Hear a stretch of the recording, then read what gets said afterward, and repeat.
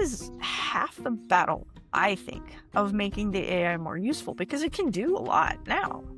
But you can't believe it. Half the time it's hallucinating. The AI is just, it's a dangerous toy. Databases are wonderful, but they have all your data. Imagine if you had a database with no DBAs, no role-based authorization, no authentication of that you're really you. People would be stealing data all the time. And nobody would put a database in their company and not have that. And yet, we're doing it with AI. We're just giving away the house.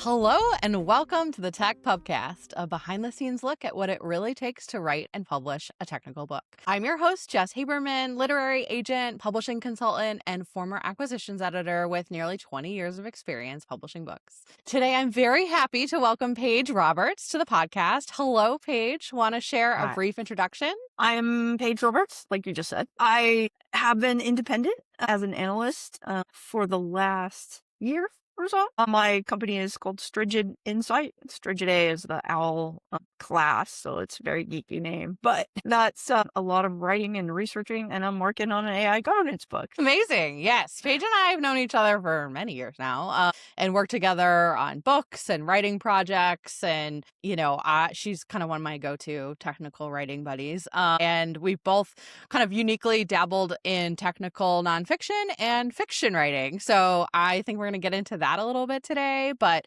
Paige, how did you get into technical writing? Have you always loved to write? What kind of sent you down this sort of technical and analytical path with your writing? I have always loved to write. When I was in first grade and I first learned how to string sentences together, I started writing stories. So yeah, I've been writing my whole life. But I had also been, as an adult, I had been presenting a lot at conferences and stuff, and realizing it's like, this knowledge should be a book. It should be a book that I could go get, because I would really like to be able to do that. And since I can't, maybe I can write it and then other people can do that. And my first contact was you, actually. Oh, really? At the Strata conference, you and I talked, and you were like, yeah, you can do a book. Go ahead, talk to the people. You can, and I was like, all right. And I did. And I think I've co-authored everything I've written. So either as the technical expertise on one, and then on the writer expertise on another one, and a contributor to another one. So it's a very different process, technical in fiction. But I started out my tech career 30 years ago as a docs writer and a technical trainer. So creating curriculum and writing documentation and things like that. So tech writing was pretty natural. That's great. I think that's so often that's what I hear is authors and writers come from learning, trying to learn a topic, and then they learn a lot and they want to share that knowledge with other people, and they're like, well, I might as well write the book that I didn't have when I was trying to learn this topic. So that makes total sense to me. I just recently spoke with Jacob Miller and Jeremy Mumford on my podcast about they co-authored their book Architected Intelligence, and writing with others and collaborating with others is really hard. So, how do you decide who you want to work with? Are there certain things that you look for when you kind of take a project on? I think the main thing I look for is expertise. I'm a really good writer. I don't know everything. So when I was working on the Aerospike book, I was assigned to it by O'Reilly, but the first thing they did was they were like, do you want to write about Aerospike? And I'm like, that's a database I don't know very much about. Yes, absolutely. So having a deep knowledge, the person of Mark Bodman over at ServiceNow is the guy I'm working at. He contributed to their consistent database layer for multiple applications. He contributed the TOGAF data architecture framework, things like that. So it's like he knows what he's talking about. And that's a lot of times. I mean, I when it comes to AI governance, at least, I also know what I'm talking about. But having the deep technical expertise on the other side of the table is really helpful, because I can learn more. I mean, with the Aerospike books, one of the co-authors was Srini. He invented the tech. He's the guy who made this up, right? Okay. So I think there was somebody who used to joke about, there's always one guy at the company you could hand them some sticks and rocks and they could assemble a computer. Right. That was him. Yeah. Brilliant guy, and absolutely knew backwards and forwards his tech. Really was a good writer. It was like he was writing for somebody who had the same brain he does, who has the Yeah. same level of knowledge. It's just like all the way down to, figuring out how, I can take greatest advantage of this NVMe chip, or whatever. It's like it's that level. And that was what he was writing to. But the book was supposed to be for beginners to get up and running with Aerospike. And I'm like, yeah, you're gonna scare away anybody who's just starting with this. So a lot of times my job was take a 20-page dissertation on super duper science that Srini wrote and turn it into like 8 pages that a beginner could get the things that they needed to know in order to move on, and just make it more readable and stuff like that. So I thought that was great because I learned a lot, and that's half the fun is being able to understand at the end of it. Of course I understood it backwards and forwards because I helped write the book. Right. Right. And that so I used my writing skill basically to learn more technical skills, and that was a little bit different than the book I did before, where I was the expert and somebody else helped with the writing. This is a great lesson for folks who are listening, who are, I think probably a lot of the folks who are listening are technical experts, but maybe aren't as confident in their writing skills. So think about, would a collaborator, would a co-author help you kind of get your words formulated, have the structure that you need? Like, reach out to someone like Paige, or reach out to, if you're pitching or you're talking to an agent like me or to a publisher, like they're often really willing to integrate a co-author into your process. So yeah, it's certainly helpful when you're less confident on the writing side of things. If you know what you're talking about, just the fact that you don't have smooth writing skills should not keep you from sharing the knowledge. Yeah, I have a friend. Do you know Go ahead. Veronica Durgan, the Yes. architect at SAC? Sure. English is not her first language, Mhm. but God knows she has all the knowledge of being a data architect at a really large company and really understanding everything. That is, I think, one of the best things about AI in this case is she feels much more confident sending an email or writing a post or whatever because she had the knowledge to begin with. She just needs AI to make it into smooth English. That's it. Right. And that's what Gen AI is good at. So Yeah. So yeah, let's talk about kind of how do you use Gen AI tools at all in your writing, or in the work around your writing, your research, your kind of your polishing up your writing, anything like that? yes and no. I absolutely never use it to generate writing because I have been writing since first grade and I'm not a spring chicken. So it's a little bit like telling Picasso that he'd be able to generate paintings much faster if he used paint by number. It's like when AI generates writing, I'm just like, as a writer, I'm just shaking my head going, this looks like something that a smart freshman in college would have done. Lots of filler words, lots of stuff to sound smart without actually saying anything. I don't write that way. For research, it's like you get on Google, you get on any search engine, they've got an AI assistant. But they also hallucinate. And they also take the first website that pops up, whether it's accurate or not. So I always have to dive a little deeper if I want to make sure that my research is actually accurate. Yeah. There's no hallucinations built in. That would be bad. And I also use like spell check and grammar check and, all the things that everybody does. Canva, click a button and take the background out of something. And Yeah. they actually had a whole section on. I didn't even know this until about a year ago when I went to create my website. I have a bunch of websites that I built by hand. I mean, the first website I built writing HTML myself, and now it's like WordPress makes that fairly easy, but still a lot harder than Canva did. I was like, hey, put this there's a graphic, here's some text, make me a website, boom, 10 minutes. I was like, dang, that's crazy. That's so much better. And it's it's not as perfect as as a website I would have made myself, but it looks nice and does the job. I just needed a really basic one, and there was no reason to put a lot of work into that. So AI was a huge help. Yeah, it's funny to think back on the GeoCities days and the MySpace and all the tinkering we used to Alta do with Vista. HTML and like just figuring it out, like sort of trialing, like testing, and just making a really messy website. But it was fun. Like that's how you Yeah. learned like the skills, you know? So it's great that some of that, so, you know, some of those skills you don't really want to learn. You just want to get something up there to get your business going. I So think I don't that's blame you at all. I think you just put the hammer on the head of the nail there. If it's your focus, if you're really good at it, don't use AI. You're going to be better than the AI, and there's no reason, I mean, to drag yourself down to average. On the Yeah. other hand, if it's something that you're just, it's a throwaway, it's a quickie, it's not your specialty, you're not really trying to do anything super great, you just need something passable. AI is great for that.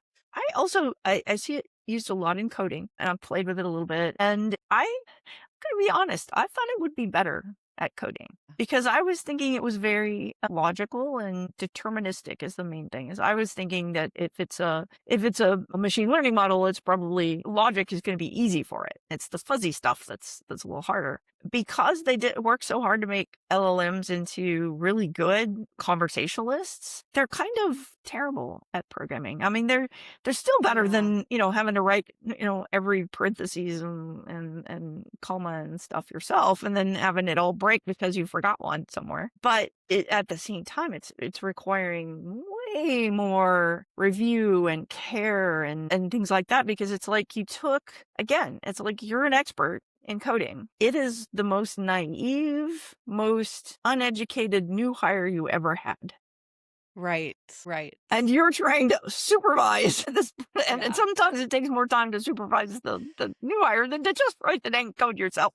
Yeah. That's a really So good way to think about it. Is like, would you hire a really new, like fresh-faced intern to do this important thing with code or e- with even writing if or, they can generate code in 5 minutes, Right. that doesn't work or that works, and then you can't figure Yeah. out how the heck they did it, and it's, a big bloat because it's taken 100 lines to do what you could have done in 5. It's still got its uses, and my first thought was I compared it to an IDE. So Mhm. way back Yeah. in the day when I was a programmer, it's kind of like going from HTML to WordPress. There's a big difference. And back when it was, write your code on a text editor or use an IDE, which, would shortcut some things. You could just click something and it'd drop in an if then else statement and you just put in the conditions, and it was a big shortcut. And there was a ton of pushback from people who had been coding for a while and really understood coding. And they were like, why would I use something that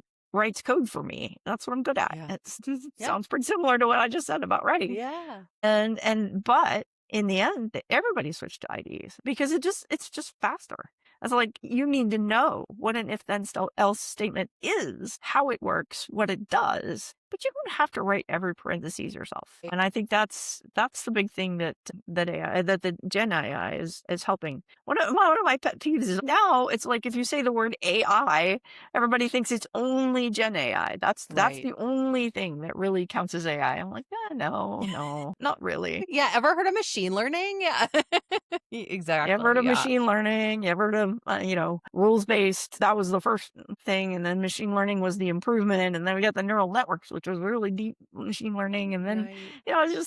it's a progression, but it's still AI. It's the same Yeah. thing all the way back. Yeah, I think we share the frustration of working. Like, I think folks who are not writers, they work with Claude or with ChatGPT, and they see how much it's able to polish their thoughts into legible, literate text.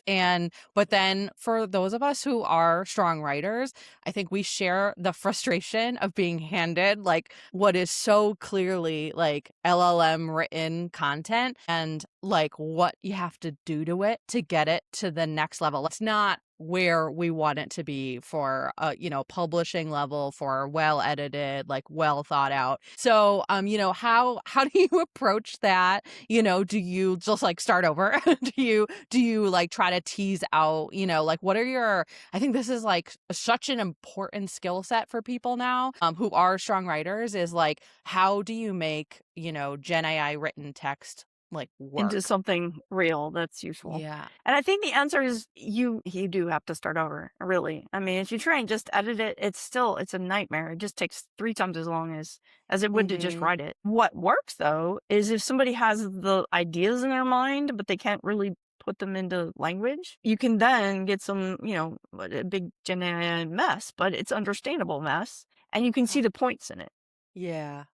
And you can pull those out and then rewrite it. I personally would rather somebody just wrote me the points, Yeah. so I don't have to wade through 6 pages of fluff. Yeah. And I think that's the biggest problem right now with Gen AI as far as writing. Is Mhm. it back in college when we were writing essays and it's like, oh, you have a 6,000 word, it has to be this long.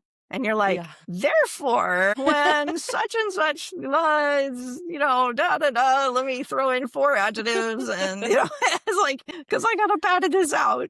And it sounds Yep. very scholarly. But what it ends up being is a lot of fluff, a lot of unnecessary words. A lot of fluff. Yeah. So yeah, I think there's the biggest advantage of it. I think is for helping people put their ideas into words if they're not good at it. If you Mhm. are good at it, then it's more of a spell check, grammar check, things like that. It's almost Yeah. like a copy editor. I mean, for writing, I have a strong aversion to using it for writing, and I think that's because I'm a writer. I mean, trying to use it's like if you were a carpenter and somebody said, well, we could just 3D print a house. I'm like, yes, but it's not going to be beautiful. Right. It's Right. like, that's the Yeah. difference. It's like you can get to average if you are below average with whatever the skill is. Gen AI will get you to average. If you're an expert at a skill, using Gen AI kind of drags you down a little bit.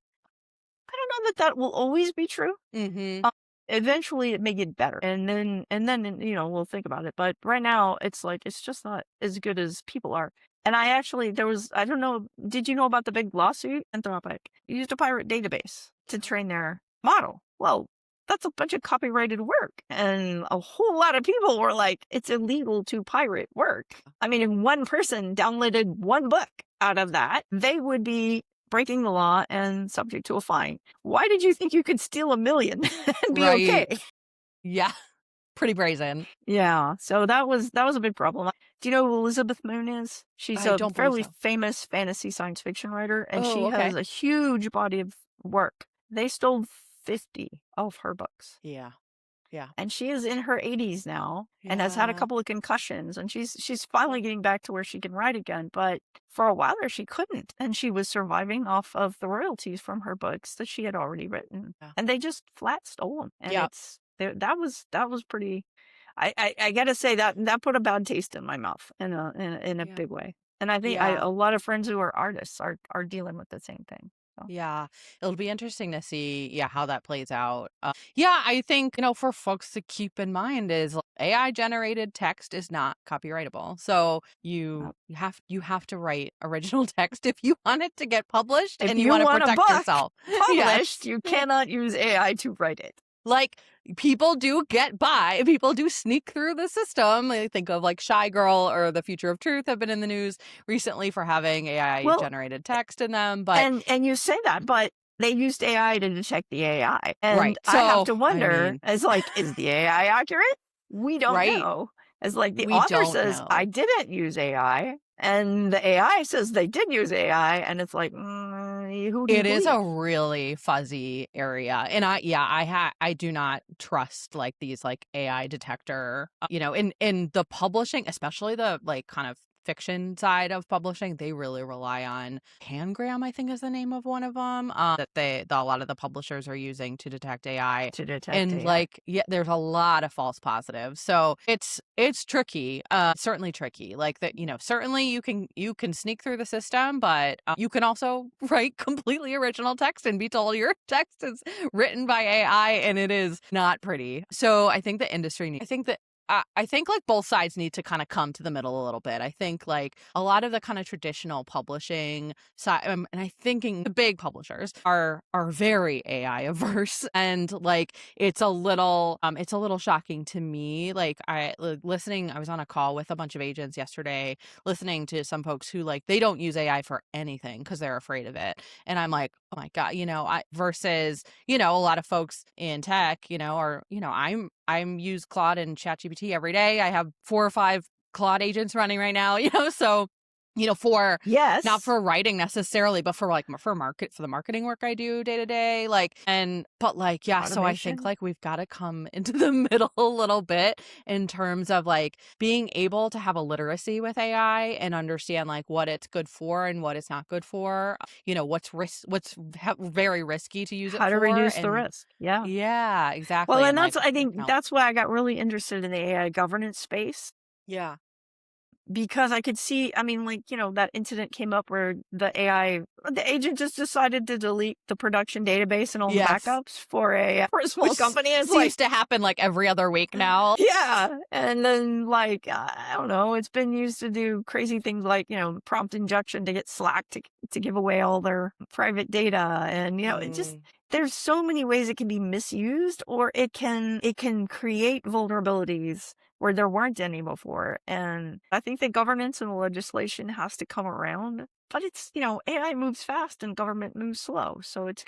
it's gonna be tricky. And I think if you're one of the ones making the AI, then you have to take it on yourself to be responsible and ethical and careful, because it can do bad things, Exactly. and set up guardrails so that it won't do that. Mhm. And that is half the battle, I think, of making the AI more useful, because it can do a lot now, but you can't believe it. Half the time it's hallucinating. Well, even if it's only 1 in 10, that still means that It's a lot. if you're doing a legal brief and not, 1 out of your 10 references is completely made up, your whole case might get thrown out of court. There's a lot of good reasons why it's like you have got to put those guardrails on there, or the AI is just it's a dangerous toy. I think I read somebody got fired recently, a programmer, because they put the entire proprietary code base into, I think it was Claude. Bad news. Yeah. Don't So do they were that. like, "You just gave away our whole code base." Well, what were you thinking? So scary. AI is powerful and can be wonderful, but it needs to be restricted so that it only does what you want it to do, and it does that well and intelligently, and not lying to you, not so it's doing exactly what you want it to do, and not what some bad actor wants it to do. If that Exactly. makes sense. Exactly.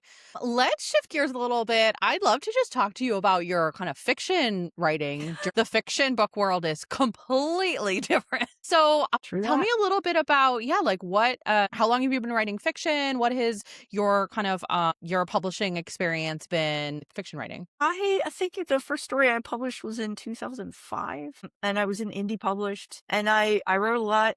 Eventually, I made a novel. I had a collection of my short stories, so long ago that it's been out of print a really long time. And then I did self-published a novel. And you live in Austin, there's writers everywhere. It's a very Yep. creative community, very technical too. Lots of techie folks, Hmm. and a lot of my friends were like, "Hey, I want to write in that universe." So I ended up doing a shared universe anthology of superhero books Cool. 10, 15 years ago, something like that. And I've called for submissions. I'm writing the sequel. Well, in this case, editing the sequel. Amazing. And I'm about to put out the sequel to the book. And it's like it's been so many years, but I think it's a good book, and it's out of print, and it's worth a relaunch. And if you're gonna relaunch it, you might as well throw in a sequel. So after that experience of self-publishing, I decided I wanted to go the traditional route, and I got an agent, and they put out some of my books out on Sub. And I ended up getting published with CDL Press. Precise Oaths is the first book in the trilogy that was just published a year or two back. Amazing. And I think it's up to the third book, Obsidian Prince. And we're actually talking about relaunching it with new covers. Because the covers are Cool. beautiful, but they're kind of dark. And it's kind Yeah. of a humorous, fun series. There's a lot of light moments, and and it's more fun and action and almost cozy. I think somebody called Hmm. it cozy adjacent. Uh-huh. Nice. Yeah, so the covers didn't quite fit the interior, and I think Yeah. that relaunching it with new covers will help, I think. But in the meantime, I have an appointment with an editor at one of the big five to talk about a new series with the romantic werewolves in the frozen north. Amazing. So cool. So Yeah. there we go. We went from vampire stories Huh. and then superhero stories and then this urban fantasy set in Fayetteville, North Carolina, outside the Fort Bragg military base, to we're going to fantasy in Alaska and Siberia. That's So so cool. That's so cool. Yeah, it's I mean, I've written 2 novels and went, in search of an agent after my first one, which was 2019 or so. And then like just did not have success finding an agent with that book. So I it's decided to hard. table it and wrote a new novel that I'm just kind of wrapping up, peer review on, and then I'm going to try to go out for Beta. agent again. But What's it your is genre? it's well, my first novel's romantic comedy and the second one is Victorian romance. So yeah, it's been a lot of like I love the process. I love the process of writing a book, and then it's like kind of sad when it's over. I just have so much fun kind of living with the characters and I, I just well, totally dive I was in. going to say I don't get the sadness, but that's because I write series. Yeah, It's like I'm done with right. this book. Yeah, I'm gonna read the next one. Yeah, that's I mean, I think that is like the market now. Like you kind of have Yeah. to start thinking that way. And so my second book, both could turn into a series, but the second book I have like ideas for a series. But yeah, I think you kind of have to pitch them that way. I think commonly hear, oh, it's your second book that sells, and so I'm like hoping that that's true. But it is My so like. Go ahead. publisher said there's a lot of things we can't do until you write the third book. Interesting, interesting. Yeah. Yeah, I mean, I've been in book publishing my entire career, in one way or another, or connected to book publishing, and it doesn't make it any easier to pitch fiction. Like it's just a whole different beast. It's so much more competitive. It It's is. just I've learned so much. It's really fascinating. But yeah, even as an agent now on the technical side, even like I joined a workshop on AI literacy for agents yesterday, but it was wild because like all the big agents are just in a Zoom together. And I was like, most writers pay like hundreds of dollars to be in the room with one of these agents. It is so wild. But yeah, it's just a really fascinating kind of culture and just it's very hard. It's very hard to get your work noticed. And I'm sure it's very hard for them to review so many AI generated pieces of content and queries and pitches and things like that. Well, Paige, thanks so much for joining. This has been a really great conversation. And where can folks find your books? Well, I have pageewing.com for the Ewing is my maiden name. So that's where the fiction books are right now, and soon to be. I think the superhero books are still up there, but they're soon to be relaunched. And Strigid Insight that's O'Reilly, of course. Yes, of course. And Strigid Insight is my consulting business, and it's strigidinsight.com. STRIGID insight.com. Brilliant. And that's if anybody needs a white paper written or a website on AI governance. Yeah. So get in touch with Paige Roberts. Where is a good place for them to find you? On your website, on LinkedIn? Yes. Probably LinkedIn is the easiest because I'm there almost all the time. Just checking up on things, and you can ping me about either the fiction or the nonfiction or whatever you want to talk about. Amazing. Well, thank you for joining the podcast today, Paige. This has been so much fun. If you want to hear more conversations like this, please like and subscribe. Stay tuned for more guests coming soon. And thanks for being here today. And thank you, Paige.